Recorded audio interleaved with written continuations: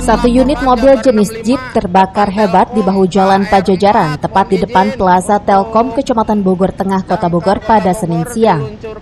Jeep yang dikemudikan Daeng Karta yang melaju dari arah terminal menuju warung jambu itu tiba-tiba mengeluarkan percikan api dari salah satu kabel tepat di bawah kemudi.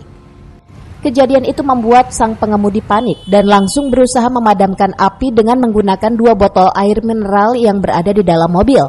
Namun sayang, usahanya gagal. Api dengan cepat merambat ke bagian kabin hingga menghanguskan seluruh badan mobil.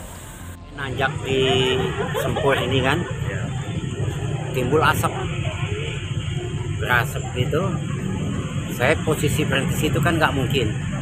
Saya cari tempat yang agak aman. Kayaknya saya berhenti di sini, di ini tempat agak lapang di Telkom. Nah, berasap saya lihat kok asap, saya ada aqua 2 botol di mobil, saya siram. Nanti saya minta lagi ke teman-teman di sini, minta air kan. Cuman ya memang agak lamban ya. Kalau awal dia ini berproses, nggak langsung kebakar. Pelan-pelan atau tambah ngepul asap. Saya sempat buka aki, saya tarik kabel, ya ternyata enggak. Dari mesin itu Pak? Dari konslet kabel Pak. Kabel ya? Kabel. Berkat bantuan warga, api akhirnya berhasil dipadamkan dengan menggunakan hidran yang berada di perkantoran terdekat. 2 unit armada pemadam kebakaran Kota Bogor yang tiba di lokasi langsung melakukan pendinginan agar api tidak kembali menyala. Dari Kota Bogor, Herman Bons melaporkan.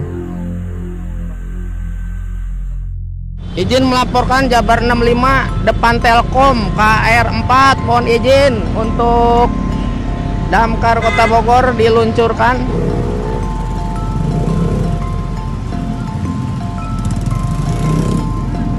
Hey guys.